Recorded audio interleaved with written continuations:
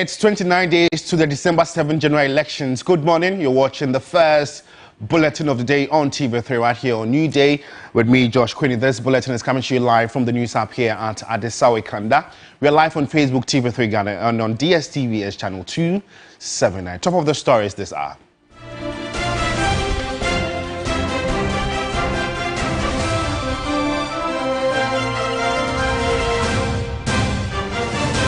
Pressure mounts on MPP caucus leader Alexander Penyomarkin to apologize for what some described as the indiscipline he showed during a news conference shortly after Speaker Gbagben adjourned the House.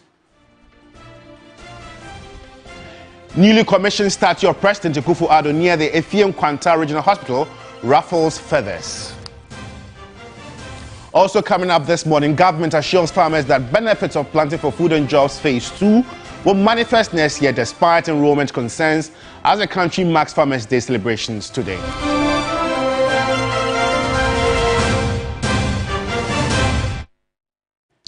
We have details of these and many more coming up in the next 20 minutes if you spend your time with me. Remember, you can also get interactive with us. We are live on Facebook, TV3 Ghana. Engage us with your comment and observations as well. Let's begin from here. Former director of the Ghana School of Law, Kweku Ansah-Asare, has called on MPP caucus leader Alexander Penyomarkin to apologize for the indiscipline he showed during a news conference shortly after the Speaker adjourned the House. Ansah-Asare explains that it is the only way a Futu lawmaker can amicably resolve the sitting position impasse. He spoke on this week's episode of Hot Issues with my colleague Kemini Amano.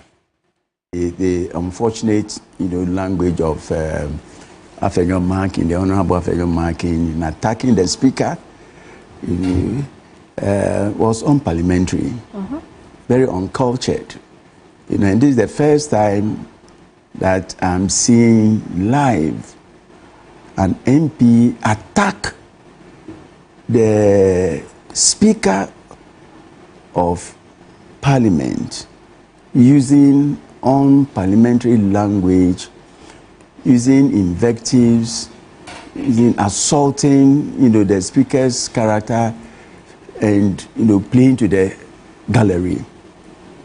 It's unwarranted. It's uncalled for, and I'm glad that the Honorable Penyomarkin himself recognized the need for decency. My majority leader ought not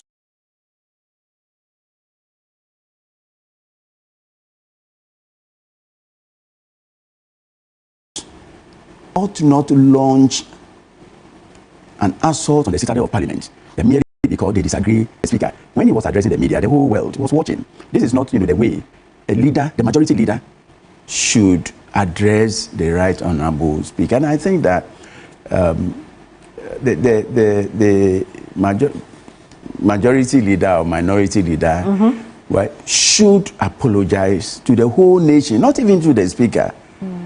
To the nation, because what he has done will forever remain a scar on the conscience, of the nation. The full interview airs on Sunday at 2 p.m. You don't want to miss out. Meanwhile, calls have been intensified for leadership of Parliament to come together and to resolve the current impasse within the House. Latest to add to these calls is the Center for Democratic Development, CDD Ghana. Speaking on Ghana Tonight, a fellow at CDD Ghana, Dr. Osai Kwapon, advised leadership of both sides of the House to initiate a dialogue. Take a listen. Who has to initiate it has to be the leadership of Parliament. I have been, in my reflections today, I've been saying to myself that some of these parliamentarians have worked with each other for years, have known each other for years. I'm sure some of them have developed very good friendships. Some of them have built very good relationships over the years. And for me, that kind of soft power is what are the levers you want to push in moments like this, when it seems like everyone is digging in and everyone is, taking an entrenched position. Between the announcement of the recall and today's sitting, my expectation and my hope was that enough conversations would have gone on in the background, enough discussions, and the building of some kind of agreement or consensus to allow the House then to be able to sit today and conduct business. So it was a little disappointing to see that it didn't happen. But hopefully, a couple of leaders from the NPP side, from the NDC side, together with the Speaker, I'm sure can get together and resolve this impasse so that Parliament as an institution can do its business between now and when the 9th Parliament comes into force.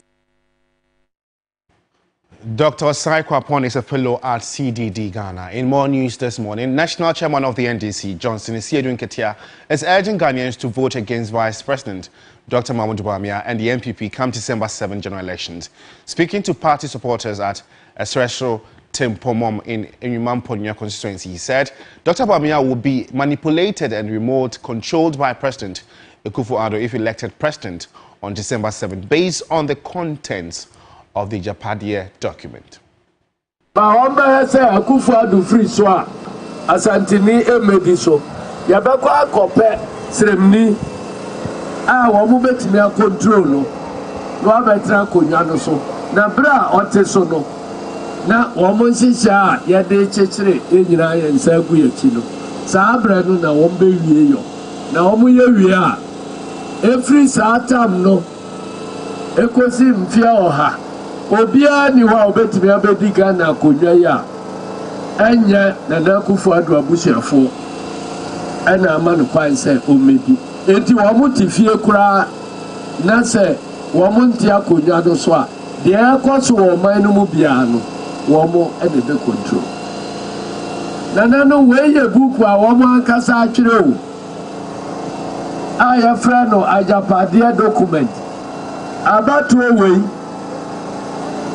say yenim na akonwa no kodi Bawumia ho a wo mo say Bawumia e na wo betimi control no enu nti onete so no otu abama Bawumia wo benya Kufu free ne ma boni a wo ye no nyina no Bawumia konwade egu e na wo betimi ato aso na be wie peye say wo be control court wo be control school wo be control soldier wo be control police bibi e wo man mu bia no wo be control no be block asantefo manu na wo mo pira konwa wo MPP no mu nyina o me block wo mo chance say ebi nya kwai enyina efi say ebi gira no ba be ye president ya enhihia wo mo atudi ajapade say wo betimi age o man na ajapade akoma Akufu adoni na busuafo no yentimi nye enti yempe sabe tania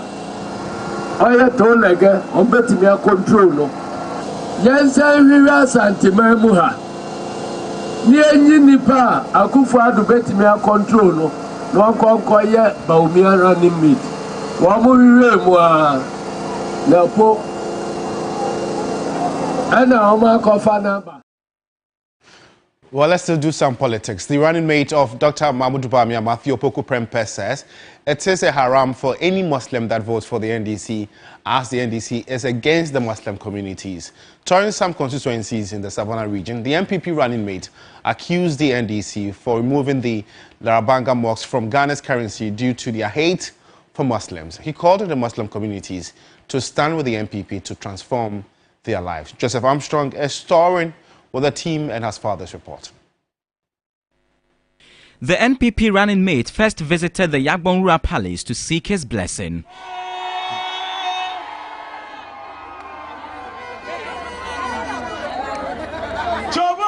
He later moved to a rally ground at Laribanga, where he charged his supporters to vote massively for the NPP as the only political party that has Muslims at heart. For 8 years, they never lived in Jubilee House because Jubilee House was near Zongo, and Zongo is Muslim. Meanwhile, they vote highest for NDC. That is why I say, if you are a Muslim and you take your pen and you go and vote, instead for Samuel Abuchiapo and Dr. Mahmoud Bawumia, you make a mistake and you vote for NDC, it is haram. Is evident when the Laribanga Mosque on Ghana's currency was removed during the time of President Rawlings. the 50 cities that NDC and Rollins collected from Ghanaians and never brought it back. There was the Laibanga Mosque on that 50 cities. So you see, if you are in Laibanga and you want to know the party that loves you, it's not a party that took your symbol from the 50 cities. It's the party that will restore Laibanga in the right place of Ghana. The NPP running mate also said NDC wants Muslims dead as John Mahama promises to build them more mortuaries in Muslim communities. Do Muslims like dead bodies? No. Do Muslims want dead bodies? No. So why are you going to put a mortuary in a Zongo? When John Mahama comes there and says, say I am. He said the NPP will continue to win the Damongo constituency and take over the entire Savannah region.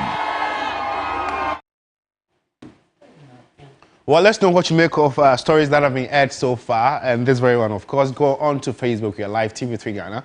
Engage us with your comments and opinions. We'll surely read them and share them to the rest of the world. Another British High Commissioner to Ghana, Harriet Thompson, says some Ghanaians fear the country's 2024 elections will be less peaceful as compared to previous ones.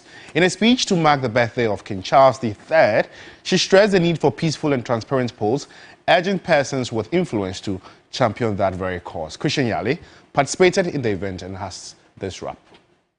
Has fallen 4 places on the Global Peace Index from 51st to 55th rank, although the overall state of peace in the country is high.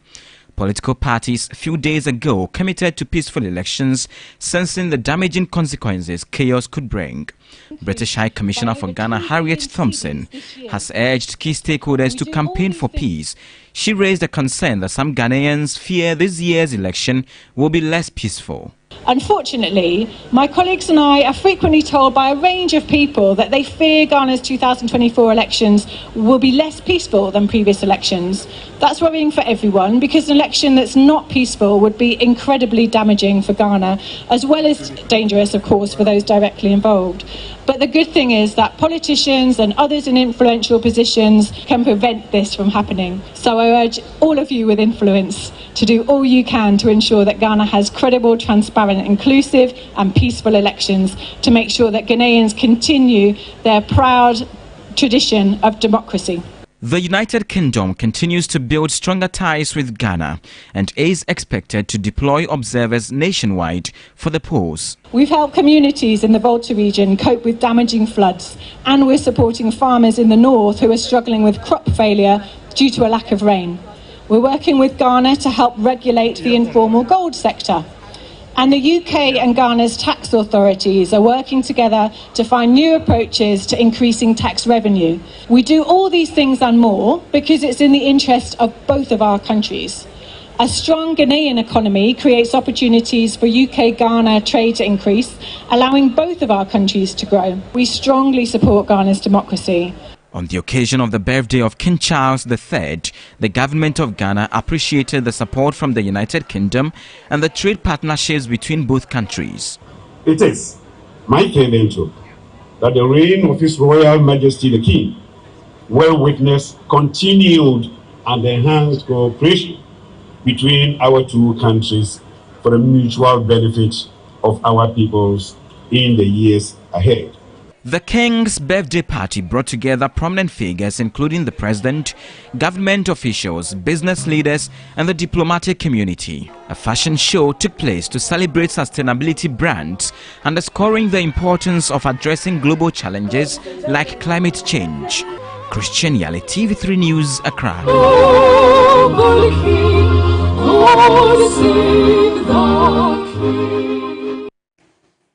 Well, Spain has deployed one of its naval ships, Meteoro P41, to Ghana to support with maritime security and naval operations. While in Ghana, the crew will undertake joint military exercises with their Ghanaian counterparts aimed at improving security in Ghana's territorial waters, as well as sharpening their skills in combating illegal and unauthorized fishing practices. The BAM Meteoro, also known as Maritime Action Vessel, is designed to carry out missions against both asymmetric and conventional threats and is also equipped for rescue missions. The naval ship has a crew of 72, including Marine Corps personnel, a security operations team, intelligence analysts, and a medical officer. The crew will hold joint drills with their Ghanaian counterparts to help sharpen their skills in anti-piracy, among other areas. Operations Officer Lieutenant Miguel Lopez noted that while the piracy activities in the Gulf of Guinea have reduced drastically, illegal and unauthorized fishing remains a major challenge. He is hopeful that their cooperation with the Ghana Navy will prove useful in helping Ghana tackle the menace in the Gulf of Guinea. There's other threats that are common everywhere. Pollution, illegal fishing, trafficking, unfortunately, are common threats that happen all over the world and that needs assets to be deployed in the area to try to detect and to tackle the core of these illegal networks that are working around the world. Ambassador-designate of Spain to Ghana, Angel Losada, said the deployment demonstrates Spain's commitment to global and maritime security, as well as deepening bilateral ties with Ghana. My objective is to know well this country, to know well the problems of this region, and then try to help and to cooperate within my position as ambassador of Spain to address together in cooperation and efforts together.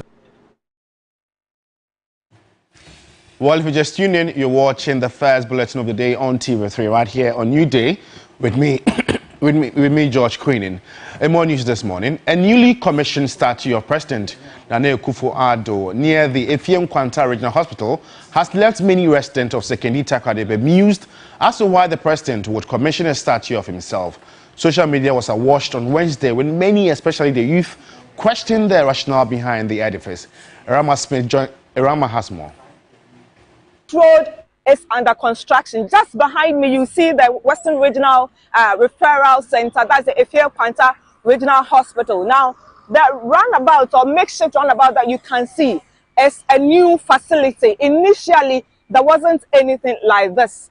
And it used to be even smaller. But people were surprised to wake up to see the president's statue in the middle of what seems to be a roundabout under construction. In fact, on Wednesday at 4 p.m., it surfaced on Facebook where someone raised questions about the essence of the statue here. And in fact, many youth in Sekondi Takoradi were on social media, bashed the leadership of the Western region for allowing it to be put up. We have interacted with some residents here, and they are not happy that this should even happen. According to them, since this government came to power, they have not really seen anything substantive to even give it credit. And so they do not understand why the president, Akufo-Addo, should be honored.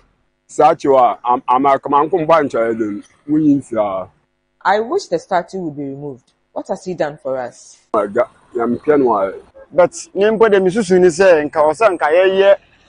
roundabout I suggest the roundabout should have been completed first. The statue there is one. It's before maybe I'm not just a complete roundabout. He's still working, so there's no problem. I will lead the youth of Sekondi Takoradi to relocate that statue to Chebi in front of Akufo-Addo's family's house. They are saying that Western region seems to be shortchanged. If you look at the PTC interchange, which was to be the first interchange in the Western region, it's been halted. You know, it's a Sino-Hydro project and all its attendant issues. When you look at the Takoradi Market Circle, so the Takoradi Market Circle and the PTC interchange were two major projects that this government promised that people were excitedly looking forward to. But these are currently at a standstill because of the issues with the Sino-Hydro project. When the president was in Takoradi, he, however, promised that he would ensure its completion before he leaves office. Today is just 1 month to December 7 when we go to the polls. So the question is, when will this be completed? Irama Smith, TV3 News, Sekondi. Now, this year's Farmers' Day celebration marks today a Deputy Minister of Food and Agriculture, Yao Frimpong, has assured Ghanaians that the benefits of the second phase of the Planting for Food and Jobs initiative will be seen next year. We used to have the PFJ1. The concentration was on the smallholder farmer, but the PFJ2 is encouraging commercial agriculture. That is where a lot more people are moving from the 1 acre, 2 acres to 10, 15, 20, 100, 500 acres. And if I tell you the kind of infrastructure that is being developed in the front plains alone, in terms of irrigation, there's to check the climate change situation that we have in this world, you'll be amazed when you go to the front plains to see it. And as part of it, the World Bank is also supporting us. About 2 weeks ago, I went and cut the sod for the commencement of another major irrigation scheme in Akusi, the Suchari areas. And in the next 1 year, 1.5 years, that's where Ghana is going to benefit from this huge investment in irrigation in this country. And that is what we need. And on that Farmers' Day note, we end the morning news. For more news updates, just log on to our website, is 3news.com. Thanks for watching. It's always a pleasure coming to you. My colleagues are standing by to continue with the morning show. Have a good morning.